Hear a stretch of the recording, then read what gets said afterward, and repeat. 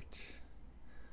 Are we rolling? Okay, hey, this is the first of a new series of lectures I'm trying to do on on the topic of behaviorism and meaning. Today I'm just going to introduce the topic a little bit and give background on some different theories of meaning. Recent, I guess, 20th century theories of meaning.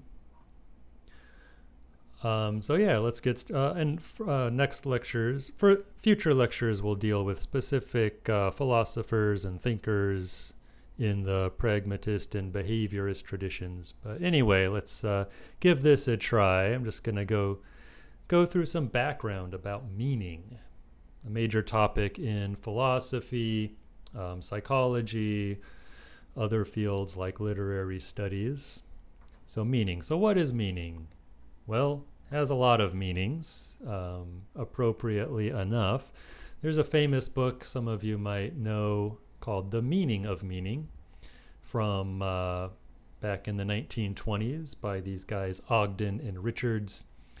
They listed about 16 ways that the word meaning is used. So a lot of different options to choose from. The way we're going to look at it, well, we're going to look at kind of the common sense of meaning, the common meanings of meaning. So words have meaning. So the word tree means something. What does that mean, that the word tree means something? Well, so we think of a tree maybe. If someone says the word tree, you might think of a tree or look for a tree or something like that. So words, there's some sense in which words apply to objects, to some part of the world. We can also talk about objects having meaning. So we can say this object is really meaningful. This object has a meaning to me. It means something. So just a kind of a silly example, maybe not so silly, but that we'll come back to in the future, is this, so religious significance, religious meaning. So a tree, or mythological meaning, a tree could have the meaning to you of a supernatural creature. I think that's a picture of a dryad on the right there, or wood nymph or something like that, kind of a mythological creature. So objects also can have meaning. They can mean other objects or other things. Another a common example that people will give is the meaning of smoke is fire. And this we'll come back to this example again too in the future. Yeah, so meaning's been of interest in many different places and times. In the West, we often go back to the ancient Greeks, of course. Plato, Aristotle talked about meaning. What are the meanings of words? The Sophists, the Stoics. That was a big concern in ancient Greek philosophy. There was a counterpart to this in China and India. So you have traditions in China, the Confucians and others, and some different Indian traditions dealing with the question of meaning. In the West, a little bit later, you had St. Augustine, who had a pretty influential theory of meaning. So the Augustinian and the Greek ideas about meaning influenced the medieval philosophers. That's another big tradition of thinking about meaning. Like the realists and the nominalists and all that kind of stuff. This continued into the Enlightenment. You had a lot of interest in meaning during the Enlightenment. John Locke, kind of a famous theory of meaning, or he wrote about a theory of meaning that was popular during his time. And I'll mention that in a bit. But from my purposes here, in this lecture and in the succeeding lectures, and just for my convenient purposes, I divide theories of meaning into three groups. So there's basically non-behavioral theories. Now, they do have a behavioral component, many of them. Not all of them. Some of them have, I think, a behavioral component. It's not always easy to decide whether something is really non-behavioral or quasi-behavioral. So just keep that in mind. It's hard to have a theory of meaning without implying something about behavior. But there's a lot of philosophers I'll talk about in this lecture who did not at all consider themselves to be behaviorists or were not really close to that tradition. So I'm just going to consider them non-behavioral. Then there's quasi-behavioral theories, which are much closer to understanding behavior meaning in terms of behavior. And you'll see how that works. And then I'm not really going to talk about behavioral theories today, but of course, all the other lectures in this series will talk about that in some detail. All right, so today in this introduction, I just want to give some background on different kinds of non-behavioral and quasi-behavioral theories of meaning. And this will give a little bit of context to the discussion and help us make some comparisons as we get more into talking about behavioral theories, because perhaps some people listening to this will be more familiar with the non-behavioral or the quasi-behavioral. And it'll give us some basis for comparison, for making analogies and parallels and stuff like that. So it might be helpful for understanding. All right, so let's go through some non-behaviorist. I wrote non-behaviorist there. So I sometimes will say behaviorist, sometimes behavioral. Originally I said behaviorist, then I wanted to change it to behavioral, which is a term used by a philosopher I'll talk about later. But anyway, I'm meaning the same thing. So some non-behaviorist or non-behavioral theories of meaning that I just want to run through quickly to give you just an impressionistic overview of the territory. Got referential theories, Frege, the Fregean theory of meaning, sense reference. You may have heard those terms thrown around before. Ideational theories of meaning, truth conditional, possible worlds, Gricean from Paul Grice, theory of meaning about intention, and I'm not sure the best word for this or if it really has a standard word, but a belief-based theory or belief conventionalist theory, which is a little bit related, I think, to the Gricean theory. All right, so let's go through these. Referential is just a bit of common sense. It's somewhere in most theories of meaning. There's some attempt to deal with reference. So the idea here is just that the meaning of a sign is the aspect of the world to which it refers. Right, the meaning of a sign is the aspect of the world, so some part of the world, some existential part of the universe is referred to by language, by a word or a sign. I'm going to use the word sign generally. So that a sign could be anything. We'll talk about that more when we start getting into the history of the behavioral theory. But a sign could be, a picture, it could be a word or a sentence, or it could be a sound, a gesture, anything like that.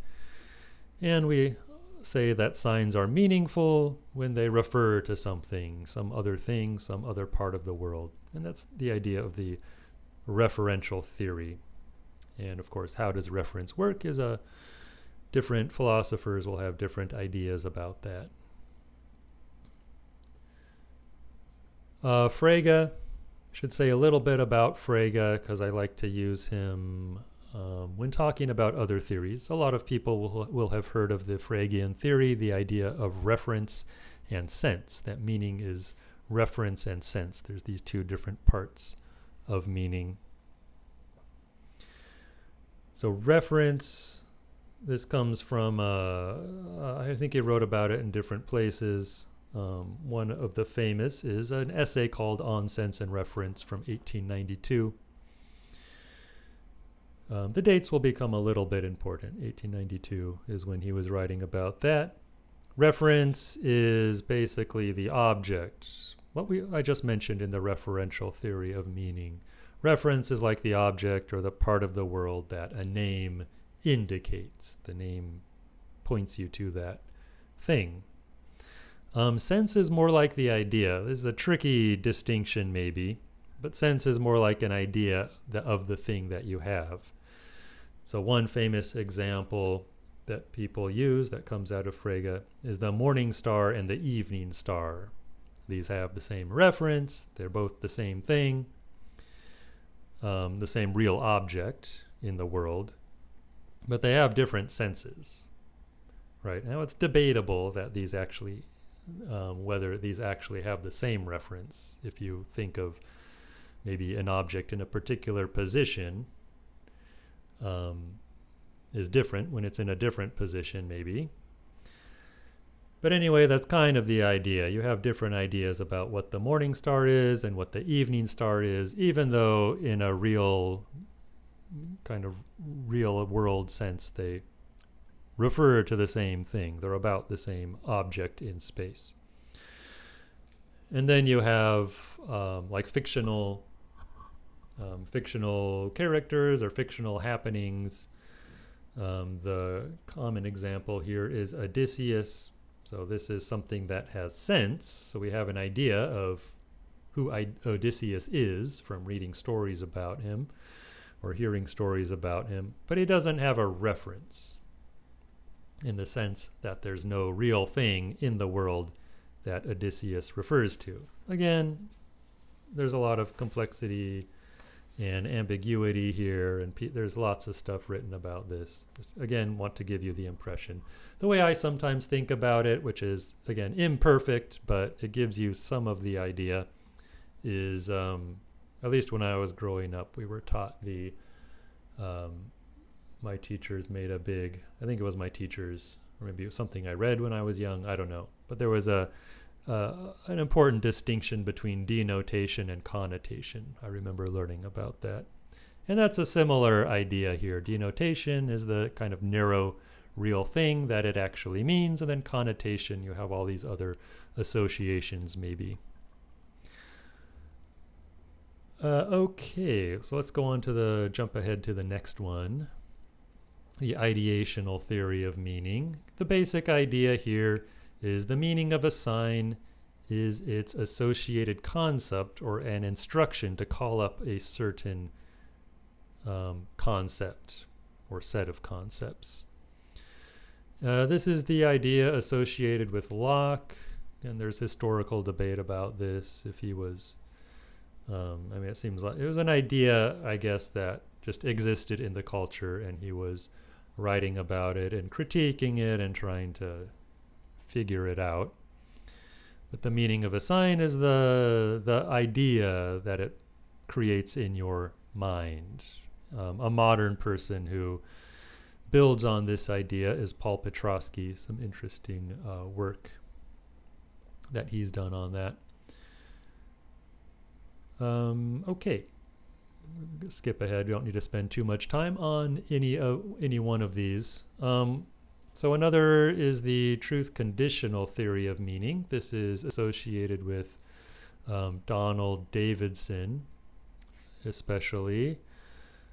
The basic idea here is that the meaning of an utterance is what it takes for that utterance to be true. What are the conditions, the surrounding conditions that make an utterance true? So focusing on truth and falsity of something as somehow part of its meaning, related to its meaning, right? So the meaning of snow is white is that in reality snow is white.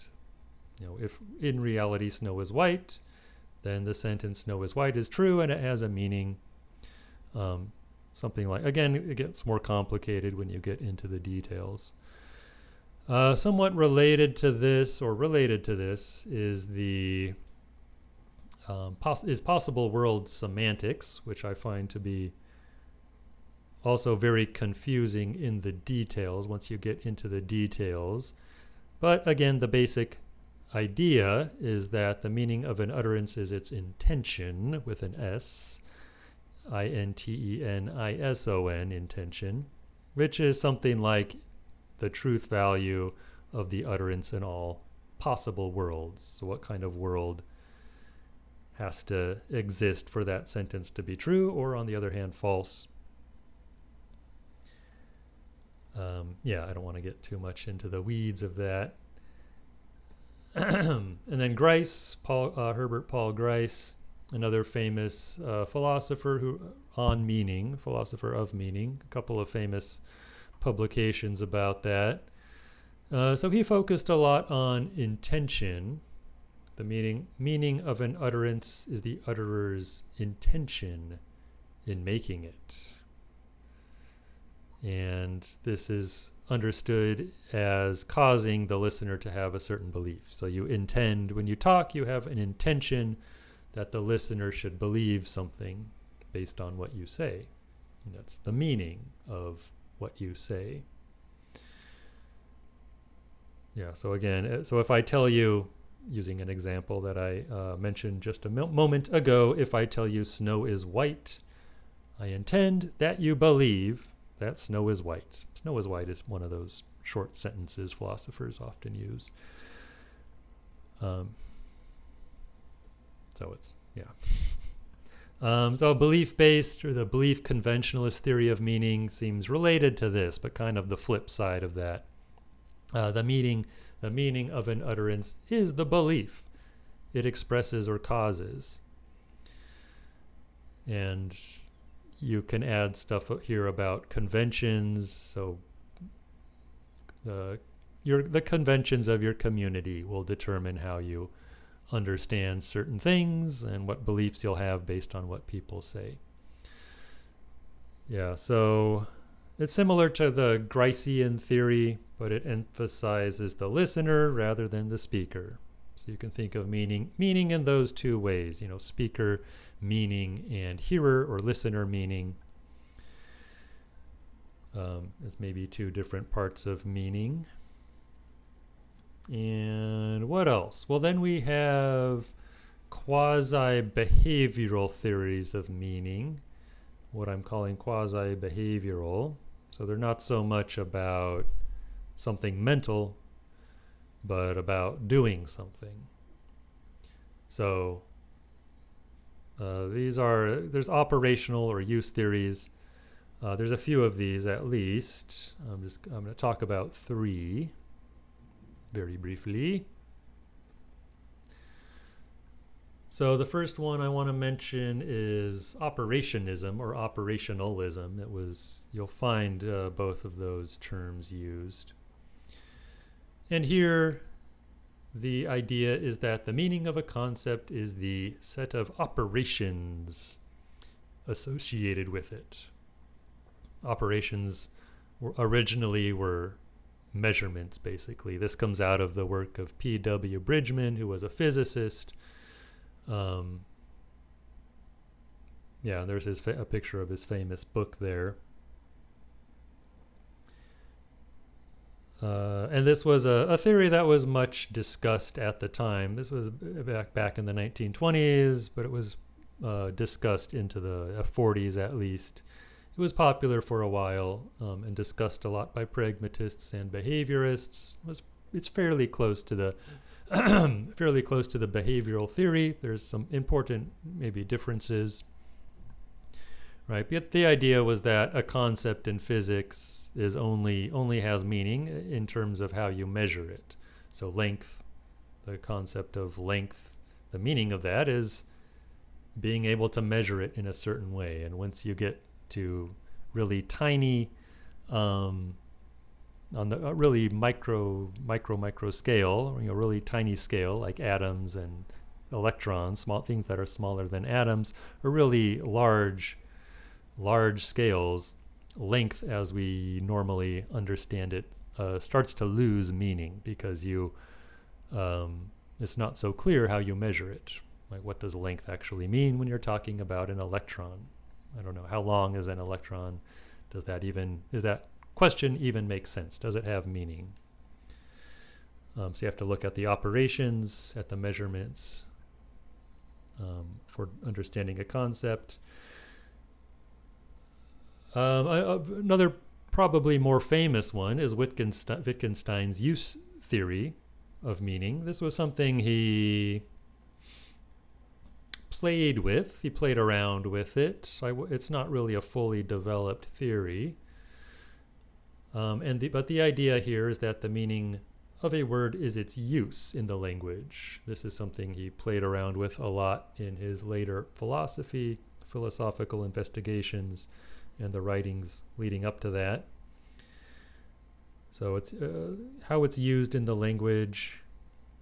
And he talked about rules in this connection. So words are used, have to be used according to rules to be used correctly. Yeah, just another sentence from related sentence from one of his writings. If we had to name anything which is the life of a sign, we should have to say that it was its use. So how the sign is used. It's the life of the sign. He compared words to tools. He did a lot of comparing to other things. Words are like tools. They have a lot of different uses. Games, you may have heard of his famous idea about language games. I'm not going to get into that. There's a lot of information about that already. Yeah, there's not really a coherent theory, I think. At least you can build one out of his writings. But yeah, it's more playful and sketchy and trying out different things. And he raises a lot of questions, makes some interesting analogies. And yeah, you can use that how you want, I think. A more maybe developed version of a use theory comes out of John Austin, who I like quite a lot, one of my favorite British philosophers, because I mostly focus on Americans, but I like Austin a lot. So I put two of his main ideas in this area on the screen there. So constative versus performative utterances. Performative utterance gets at the idea of speech act. So there's another famous idea that comes out of him is speech act theory, and the idea of meaning and force. Meaning as opposed to force. So the meaning of an utterance, the force of an utterance. Are these similar? Are they different? His famous book is How to Do Things with Words. This was based on lectures that he gave in the 1950s at Oxford and Harvard. The lectures, at least the Oxford lectures, had an interesting title, Words and Deeds. And that's, again, gets us closer and closer to the behavioral theory. You may have come across articles and books with the title Words and Things. This is more the idea of reference. So words refer to things is the kind of the common idea, and so that's a common phrase to find in writings. But Austin gave us words and deeds. He was focusing on the deeds, on doing things. So doing things with words. Austin is also important. He emphasized the context. He wasn't the only person to do this, of course. He was in a tradition, and there was, as we'll see, the behaviorists were doing this also. But he emphasized the context of language, the situation in which language is used. This was later called pragmatics, which is related to pragmatism, but also took on a life of its own. So he emphasized performance, the performative aspect of language. We use language to do things, is what he would say. So the idea of constative is just stating. There's actually a verb constate, which I forget how that's different from state. But so he had this distinction that he played around with between constatives and performatives. Constatives were just statements of fact, for example. And performatives did something like promising or threatening and things like that. But eventually it kind of, everything becomes a performative because even stating something is doing something. When you state a fact, you're still doing something. Yeah, so meaning, how did he define meaning? He actually defined meaning kind of tentatively as sense and reference. So we took his basic cue from Frege. But there's some other ways you can look at meaning in his writing. Let me go, what's on my next slide here? Yeah, so I'll get to his different kinds of, his speech act, sort of his speech act theory. So he also talked about the force. So for meaning, when he talked about meaning, he was thinking of sense and reference, but there's also force, and you can think of force as meaning. So he divided utterances into 3 parts. And this might be interesting to keep in mind later when we talk about the behaviorists and the pragmatists, because it's something a lot of people know. Austin's pretty well known. And I remember learning about him in college and his speech act theory, probably before I knew much about the pragmatists, or before I knew very much about the pragmatist theory of meaning, or the behavioral theory of meaning. I knew about Austin earlier, I believe. Let's see, so Austin, he divided utterance into these 3 different things: the locutionary act, the illocutionary act, and the perlocutionary act. The locutionary act is, as he put it, it includes the utterance of certain noises, the utterance of certain words in a certain construction, and the utterance of them with a certain meaning in the favorite philosophical sense of that word, that is, with a certain sense and with a certain reference. So the locutionary act itself is a certain sounds, noises with sense and reference. The illocutionary act is the purpose for which the locution is used. Which could be anything like promising or warning or requesting, asking, whatever, anything like that. Austin calls this the force of the illocution. Like, what is it actually doing? What is the person trying to do? That's the force of it. And some people call the illocution the meaning of the utterance, the meaning of the sentence. So that's one way people have understood Austin to be talking about meaning. It's a bit similar to the Gricean intention. So an illocutionary act is kind of your intention in speaking. So I intend to warn you about something. I intend to make a promise. So that's one kind of meaning. But he also talks about the perlocutionary act, which is the effect on someone of the utterance. And it could be, so I'll give his a quotation from Austin. It's the consequential effects upon the feelings, thoughts, or actions of the audience, or of the speaker, or of other persons. So I assume people who hear. Of course, you hear yourself when you talk, and others might hear you if there's other people around. And so there are perlocutionary effects.